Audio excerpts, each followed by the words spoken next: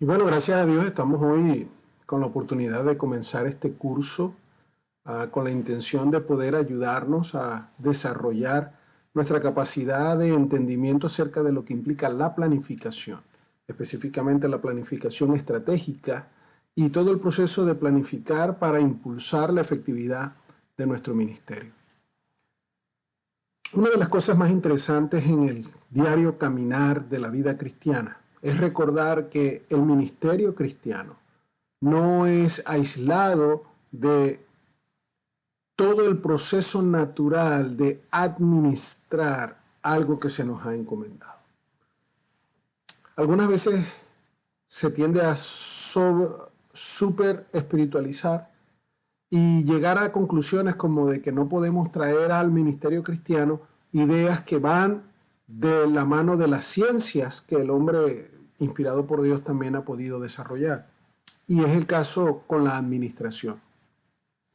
Una de mis pasiones es poder presentarme ante el Señor como obrero aprobado, como buen mayordomo, que cuando Él pueda juzgar lo que he hecho con mi ministerio, por supuesto muy lejos de la perfección, pero sí en el perfeccionamiento, en el poder cada día ir entendiendo cómo hacer todo mejor, desde quién soy hasta lo que hago, porque primero es lo que eres y después lo que haces. Si solamente haces cosas buenas, pero no eres una persona buena, Dios conoce el corazón y Él sabe que eso no lo vas a aprobar.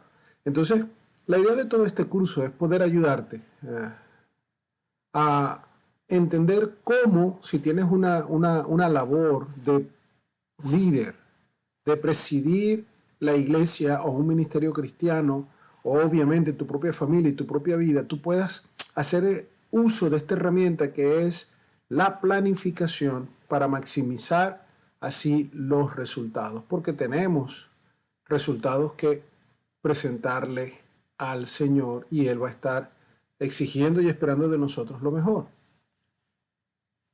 Hablando en ese sentido, el ministerio cristiano va de la mano, repito, con la administración. ¿Por qué? Porque cuando vemos la perspectiva bíblica de la administración, entendemos que hay una doctrina que está a lo largo de toda la Escritura que enfatiza que nosotros hemos recibido de Dios una responsabilidad. Si Dios te ha dado don para liderar, si Dios te ha dado una personalidad y todos los talentos y las características que te van a ayudar a poder ser un buen líder, un buen diácono, un buen pastor, un anciano de la iglesia, o sencillamente trabajas para una ONG, una organización no gubernamental, o tienes la oportunidad de liderar algún grupo, una pequeña organización de personas con un propósito de cumplir y aportar algo al reino de Dios, es un buen ejemplo de cómo Dios te ha transformado en un mayordomo. La doctrina bíblica a lo largo de la Escritura nos enseña que Dios es dueño de todo. Y el hombre entonces tiene que verse como un administrador de los recursos que Dios nos ha dado. Dios convierte al hombre en su colaborador, dice el apóstol Pablo allá en 1 Corintios 3:9, para administrar cada uno de los aspectos de nuestra vida. Entonces, la administración no es ajena a la vida, la administración no es ajena al ministerio cristiano. La iglesia como concepto humano, porque recuerda que la iglesia tiene dos dimensiones. La más importante, la primordial, que es la dimensión espiritual, es que Dios le ha hecho ese cuerpo de Cristo, esa novia del Cordero, esa institución espiritual creada por Dios para poder bendecir al mundo y preservar al mundo de la maldad. Por eso tiene que ser la sal y la luz, ¿verdad?, compuesta por cristianos con esas características. Pero también tiene una dimensión humana, esa dimensión material, esa dimensión terrenal. Es una agrupación, es una organización.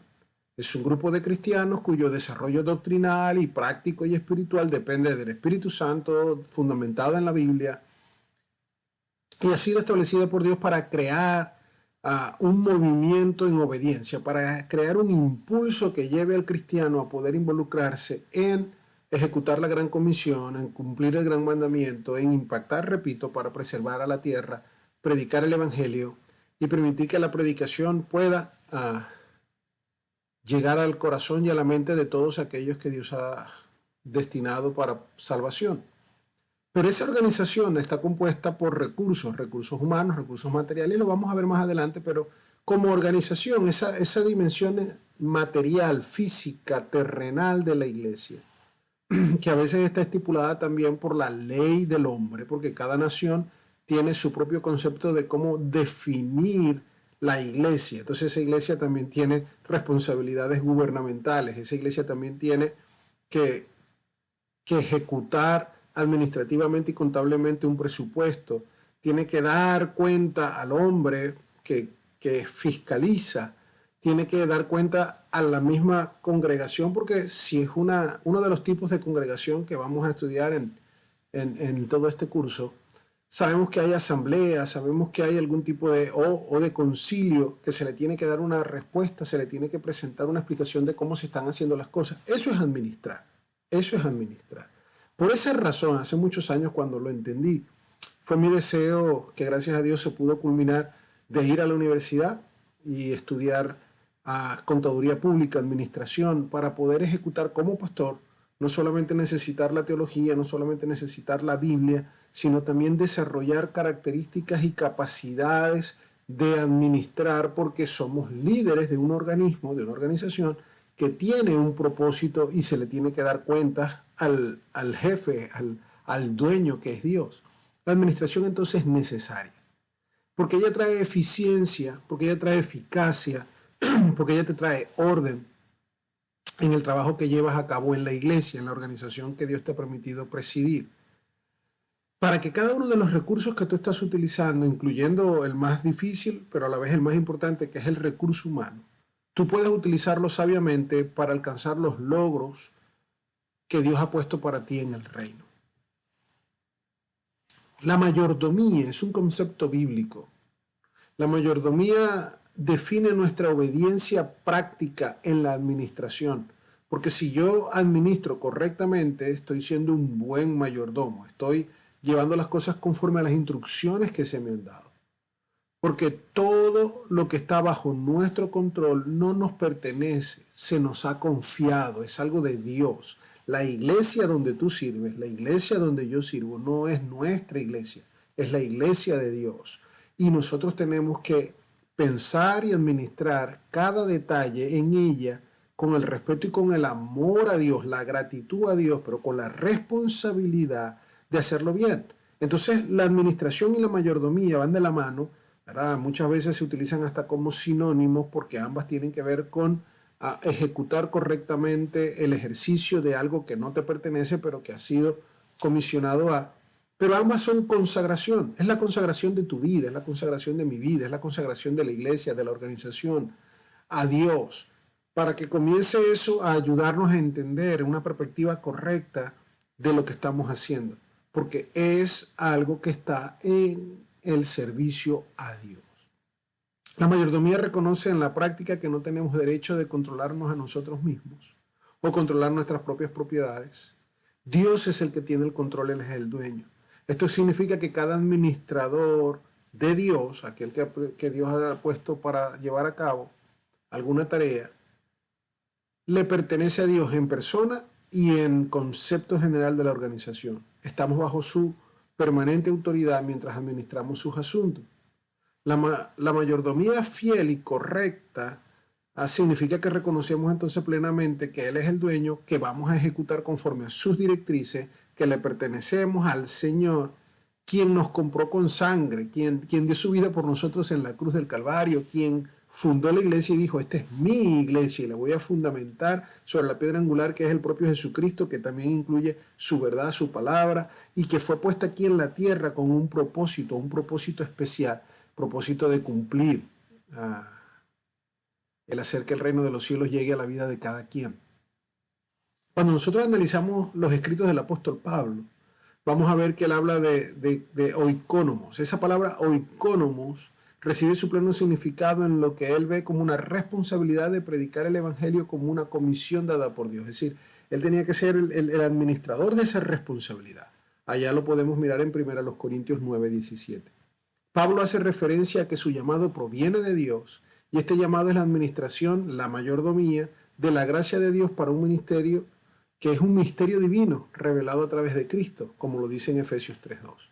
Entonces, ¿por qué si soy cristiano, por qué si soy líder cristiano, tengo que pensar en administrar y en planificar? y vamos a entrar poco a poco en el proceso de entender que la planificación es uno de los pasos de la administración.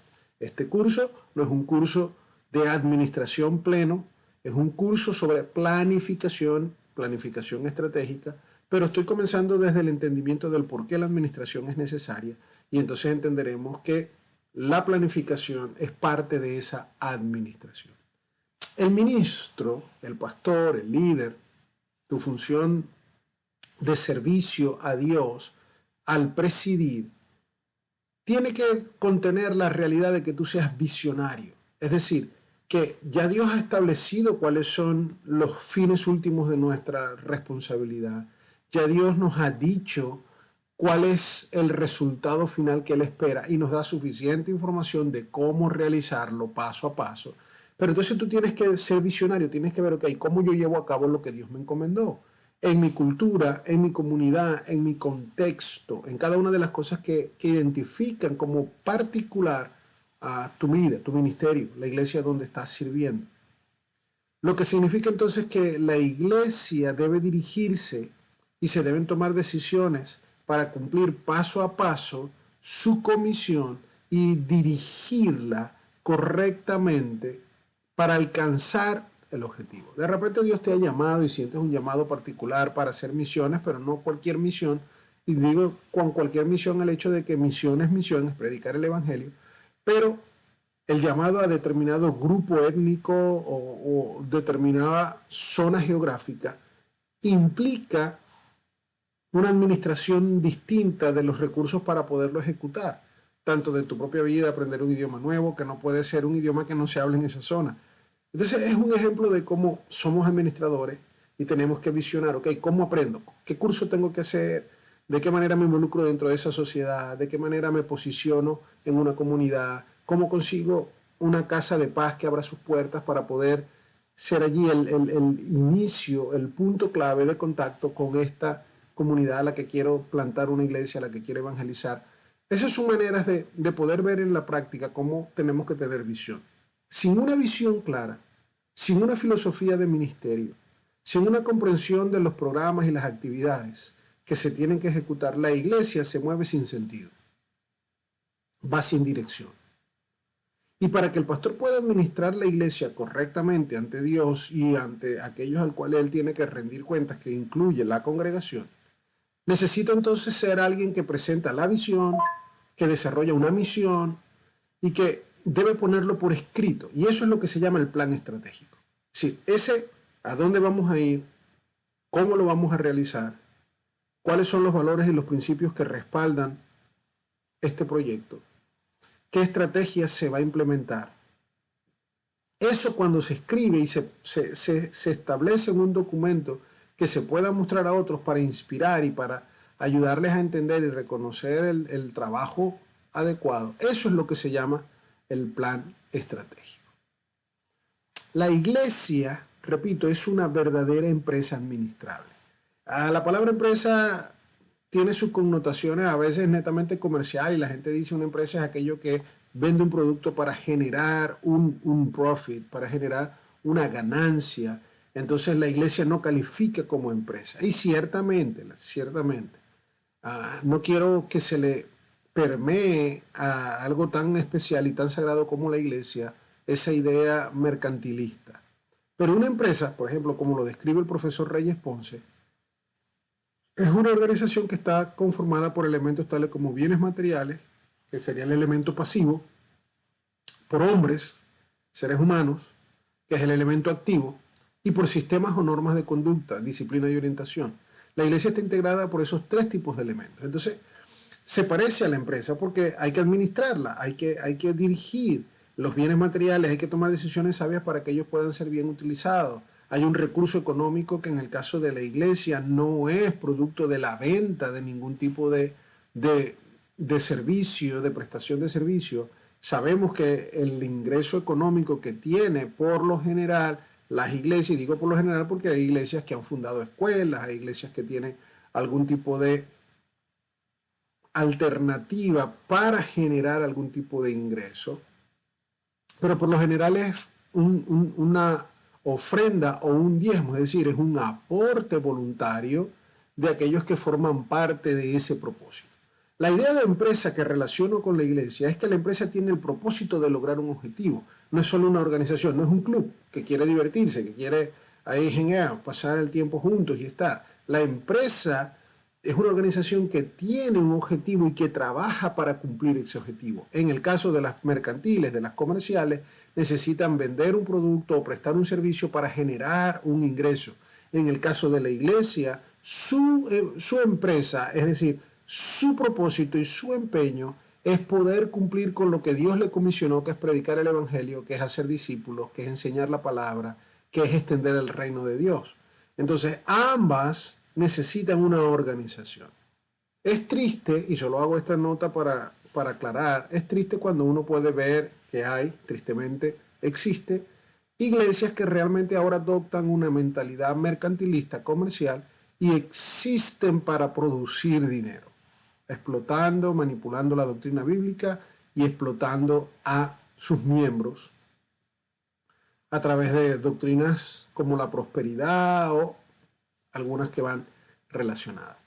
Entonces, fíjense, la iglesia como organización en esa dimensión humana, esa dimensión material, física, terrenal, tiene los bienes materiales. ¿Por qué? Porque para desarrollar las actividades que la iglesia tiene, adquiere inmuebles, edificios, mobiliarios, equipos, materiales diversos y tiene un flujo de efectivo que se mueve. Con ese flujo y para administrarlo correctamente debería entonces existir el equipo de fideicomisarios o los trustees, como los llaman aquí en inglés, el tesorero, tiene que existir los contadores, el auditor, tiene que haber alguien que administre, hay directores ejecutivos, secretarios ejecutivos, hay presidentes de ministerio, llámelo usted como su organización decida, pero tienen que dar una cuenta correcta del dinero que se utilizó, de cómo se utilizan los bienes materiales. Pero además de eso, tenemos, repito, el recurso humano, que es la parte vital de la iglesia, porque la iglesia, la espiritual, está conformada por personas llamadas por Dios, es decir, donde están 2 o 3 congregados, ahí está Dios. Entonces una iglesia, su parte esencial es Cristo, que es la cabeza, la Biblia, que es su fundamento, y después viene el recurso humano, que son los llamados de Dios hacia afuera, ¿verdad? Los convocados, esa es la iglesia, los que se han reunido porque reconocen la autoridad de Dios.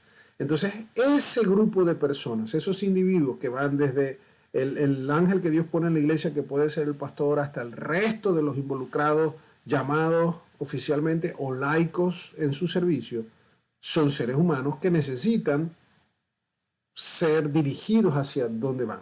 Porque si no, van a pasar un buen rato juntos allí. Y una iglesia, repito, no es un club, una iglesia no es una terapia de grupo. La iglesia tiene un objetivo y estamos aquí para poder cumplir ese objetivo. Para cumplir ese objetivo se necesitan sistemas, se necesitan recursos, entonces se tienen que hacer manuales de procedimiento, hay constituciones o hay actas donde se apertura la organización legalmente en el país donde esté, están estatutos, reglamentos, que son base de gobierno y ejercicio para la disciplina, para el impulso, y que en el caso de la iglesia no pueden estar ajenos y separados a la verdad bíblica. Entonces, los estatutos, los reglamentos, las constituciones, los manuales de procedimiento, los sistemas de gobierno, las estrategias de control, de ejecución, y todo eso para una iglesia respeta la verdad bíblica, está inspirada, está motivada a cumplir la verdad de Dios. No puede ser una fuente para establecer todo ese documento o toda esa serie de marco conceptual y marco gubernamental dentro de la iglesia. Eso no puede estar inspirado en copiar el modelo de una gran organización humana, porque no somos una empresa comercial, no somos una empresa que va a buscar mercantilmente un profit, una ganancia. Nosotros queremos es reflejar a Cristo, predicar el evangelio. Entonces, mis sistemas, mi constitución, mi reglamento, mi sistema de gobierno, mis estrategias, la estructura de la iglesia está bien delimitada en la palabra. Lo que debo hacer, cómo debo hacerlo para poder hacer lo correcto.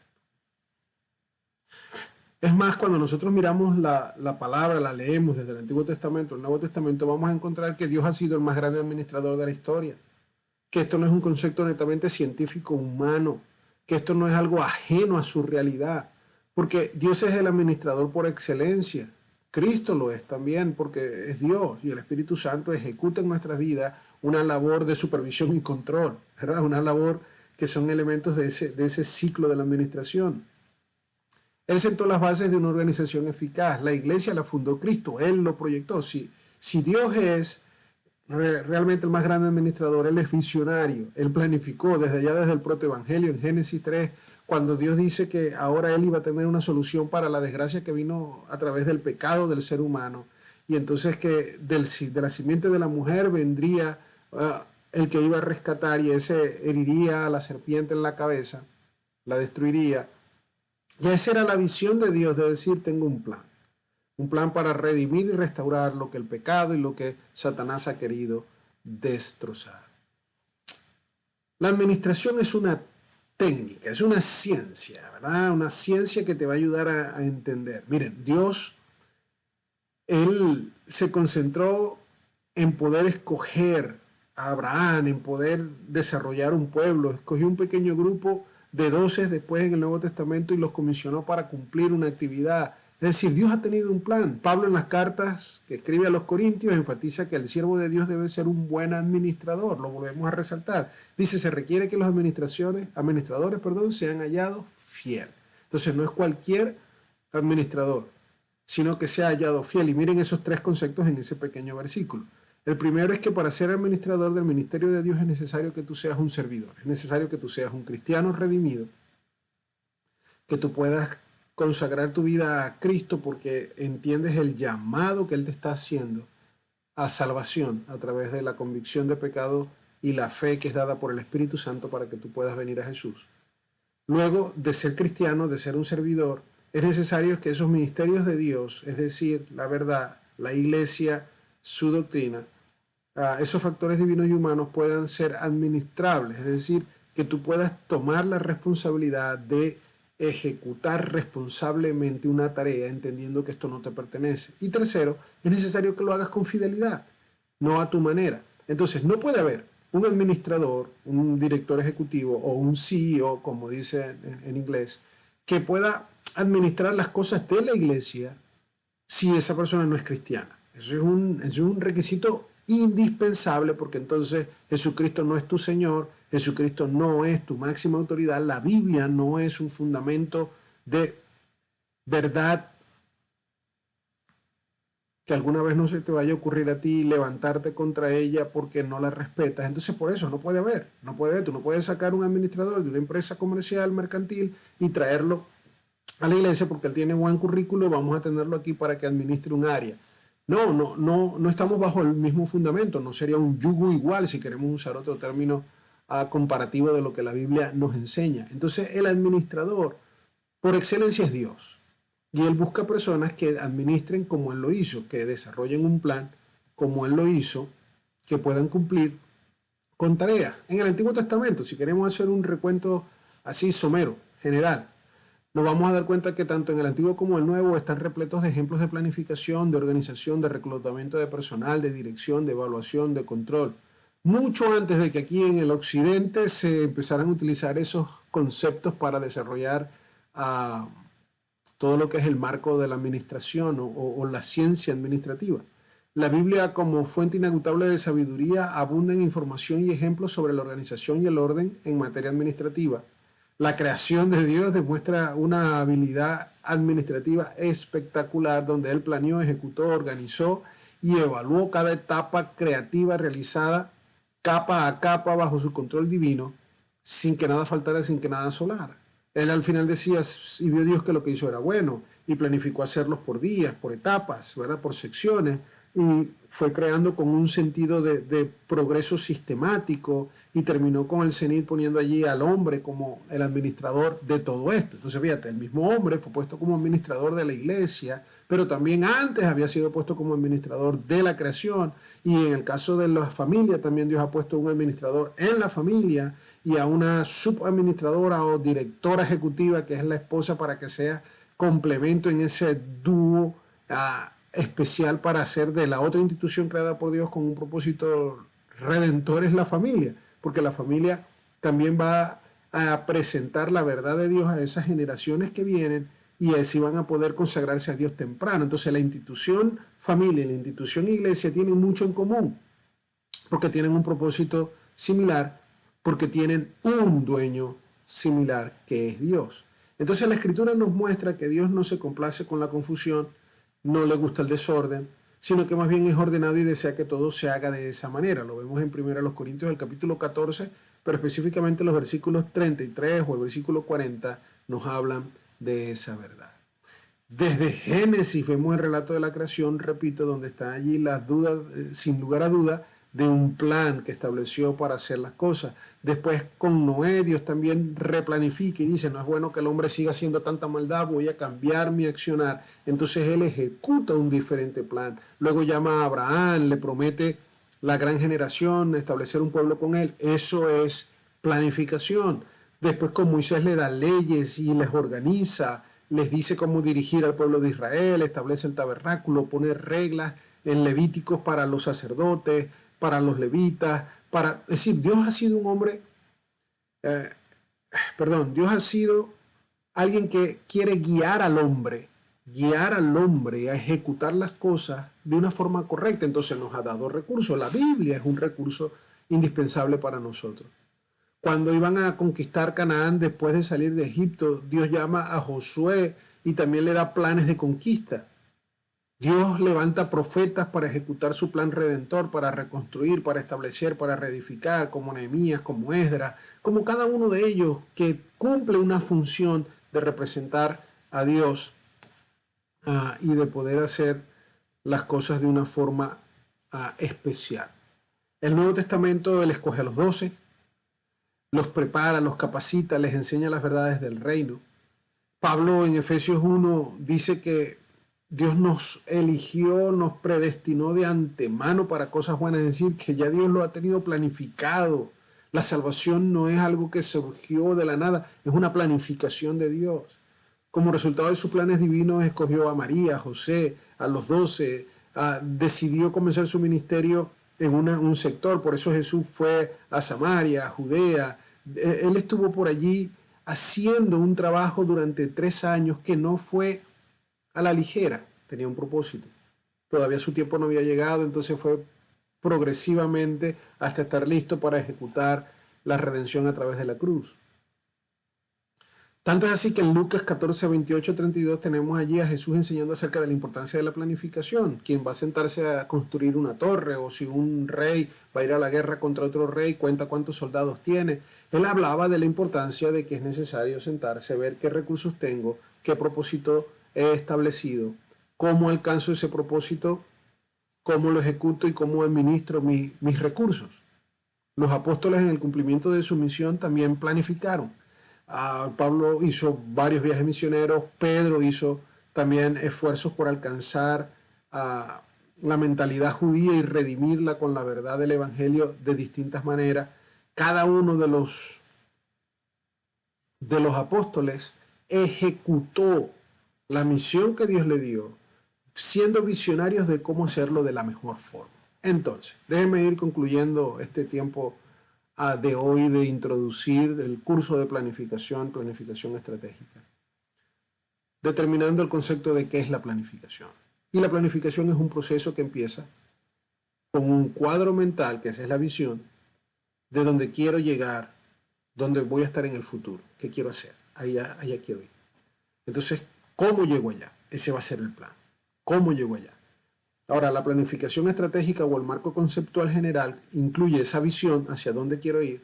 Luego se determina un curso de acción, que son estrategias, pasos medibles para alcanzar esa misión, que pueden ser objetivos, y después estar también dentro de ellos las metas para alcanzar cada objetivo.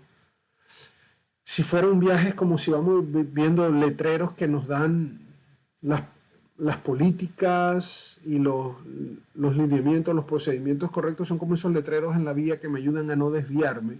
Por eso tiene que haber un manual de ejecución, un manual de control, un manual de gerencia. Tiene que haber un sistema establecido de cómo se hacen las cosas.